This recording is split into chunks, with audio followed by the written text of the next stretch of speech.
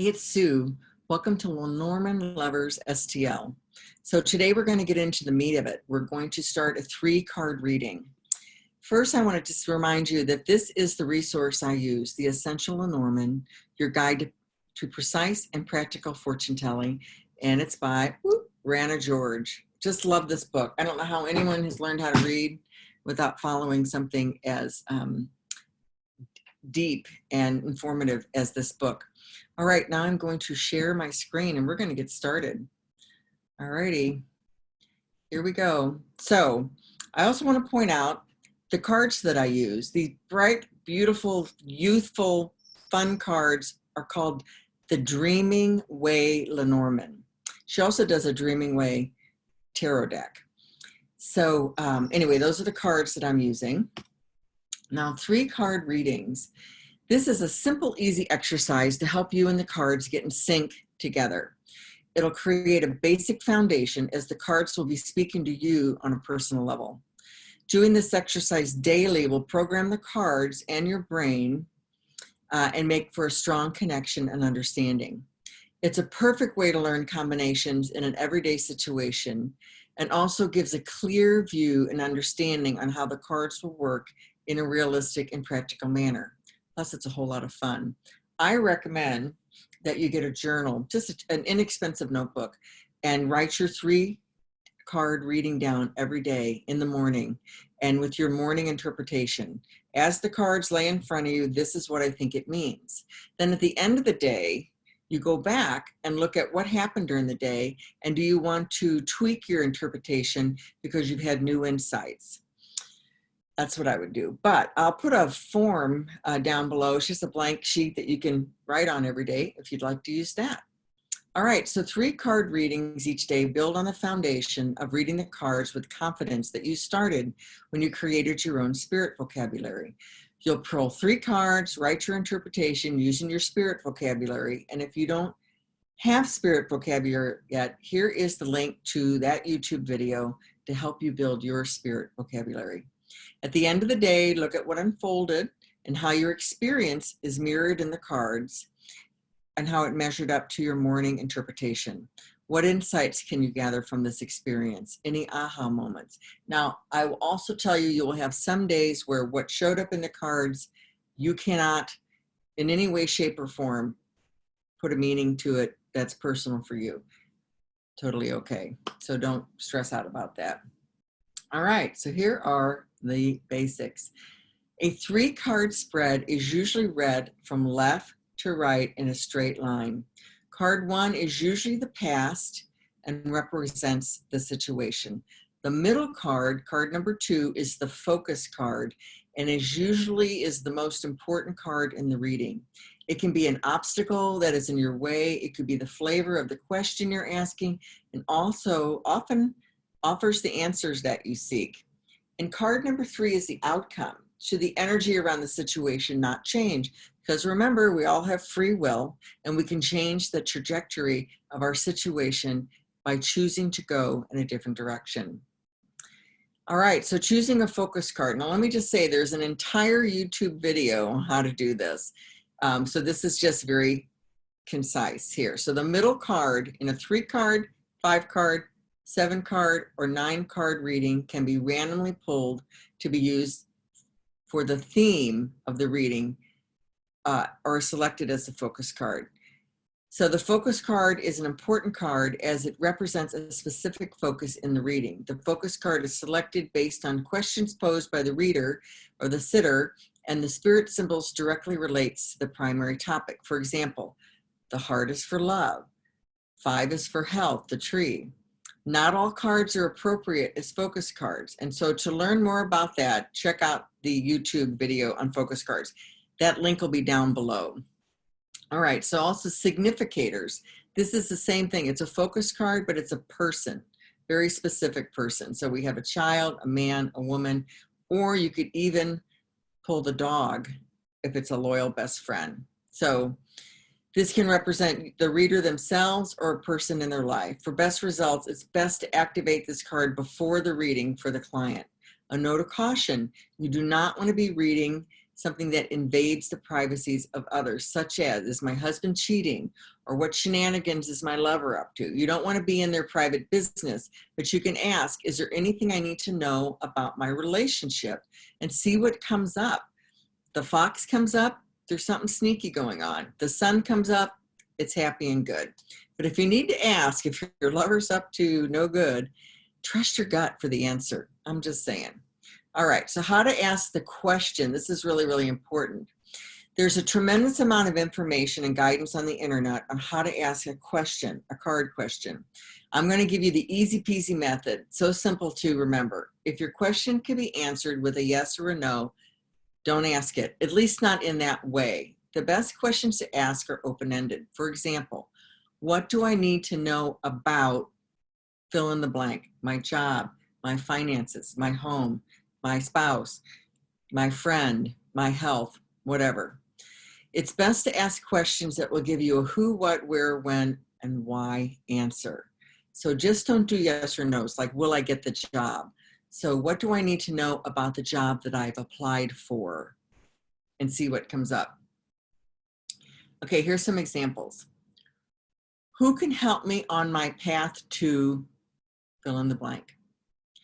What is preventing me from losing weight, getting the job, finding the car I want? What can I do to help my child in school, get promoted? What do I need to know about the project I'm working on? What's going on in my neighborhood? What are the obstacles preventing me from losing weight, finding love, getting a raise? Why am I having trouble with getting promoted? What will, or when will I blank? So timing questions are kind of difficult to answer. How can I, and then you fill in that blank. So here's some ideas with 3-card questions. Card 1, again, is usually the subject or the past. Card 2 is usually the focus or the heart of the issue, which often gives you your answer.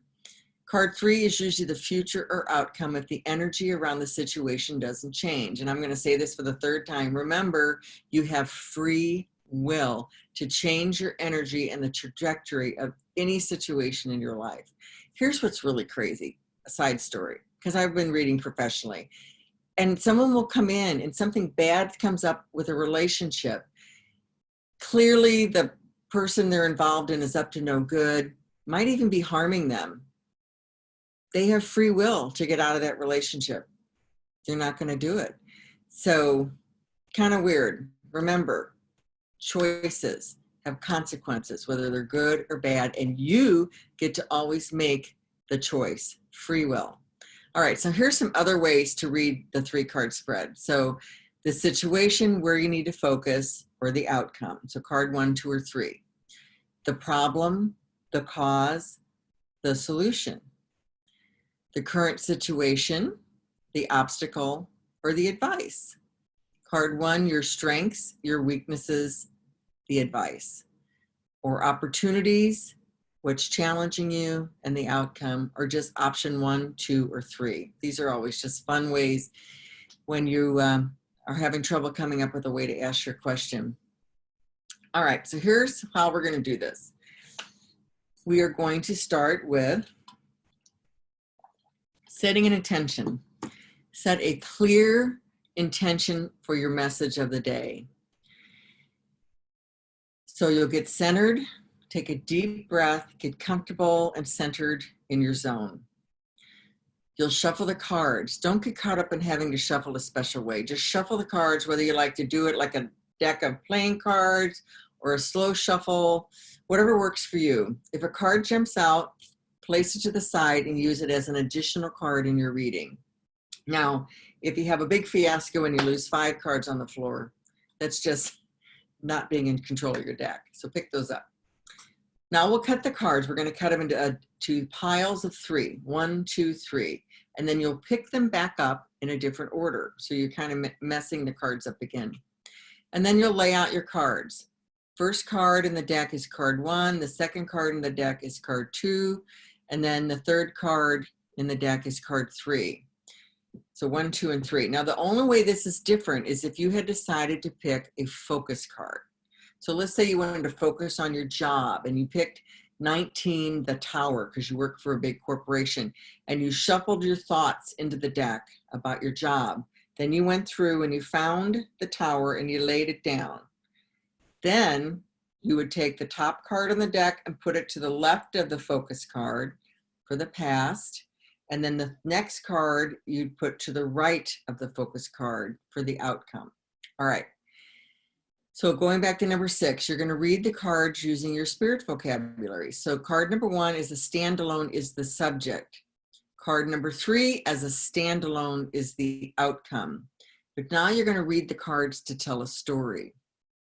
So card 1 and 2 together is a spirit vocabulary combination. So remember, the first card is the noun and the second card is how it affects it. So you basically kind of read them backwards. You read 2 influencing 1. Then you would do the same thing with card 2 and 3, where card 3 is influencing card 2. And then you would read card 1 and card 3 as a 2-card combination, with card 3 influencing card 1. So any confusion with that, go back and watch the spirit vocabulary video, and that will help you. So if you have a card that had jumped out of the deck, this is your clarifying card, and you can combine it with one of the cards for clarity. So let's say card number 3 was just something weird. So maybe it was the side. It's always hard to read the side. So you're not sure how card number 3 really affects the reading. So now you take the jumper card and lay it with card 3, and you do a 2-card combination and read that together. So again, using your spirit vocabulary. So we're going to do an example reading because I know that went kind of fast. So I pulled 3 cards. My question was, what do I need to know about finding love? And I did this reading a while ago, and actually I did not pull a focus card. So these are the cards that came up organically. So the first card was the key, which was the solution. So that was the subject. I was looking for a solution. Then I got moon, which is emotion, reputation, and romance. And that was what was going on. Of course, that was my focus. And then I got card number 9, which is the bouquet, which is a big gift and luck. Okay. So card 1 was the subject, which was my looking for solutions to why I was having such a dry spell in my love life. Card number 2 is the focus or theme, and that card happened to be about romance. That was pretty cool. And then card 3 was the outcome, and I get the luckiest card in the deck, a big gift, which is finding my soulmate. That's what that would be for me. So looking at reading them together. So card 1 and 2. So, well, wait a minute, all 3 cards. The solution that will bring success in romance is to look at my reputation, which is the face I put on for the world. That's what reputation is. Making any needed adjustments or acceptance to that will bring me big luck and love. So reading card 1 and 2 together. So the key and romance. So reading it backwards, romance is the solution that I seek. Then card 2 and 3, reading them again, card 3 influencing card 2, so big gift of love. And then reading card 1 and 3 together, where 3 influences 1. Luck is the solution to finding love. So fate for me is the solution to finding love. And I am all over that. I believe it's magic. It's just a magical thing. And anyway, that's I'm holding spirit to that. Alrighty, so some resources. So if you're having trouble with your spirit vocabulary, go back to the Spirit Vocabulary YouTube video. There's the link. If you're struggling with 2-card combinations, which is really the foundation for reading any Lenormand spread, check out the 36 videos on YouTube, 1 for each Lenormand card. Now, you don't have to watch the whole video. The first 6.5 minutes basically are a duplicate. So you can go in 6.5 minutes and get to the meat of that particular card. So I'm going to put that down below. Also, I'm going to put the daily card reading template down below. But again, I really recommend you get a notebook so that you don't have papers all over the place. Drop me an email at sue@pied-piper-of-purpose. If you have any questions, I won't analyze your reading, but I'm here to support you. So I want you to find your purpose, share your passion, live your dream. That's what I'm doing. My purpose is to help other people find the answers that are locked deep inside. And you do that with using your intuition. I'm sharing my passion by setting up these videos to help you do the same thing. As a result, I'm living my dream, and I want that for you. So, all right, my friends, have a good one, and we'll see you on the next video.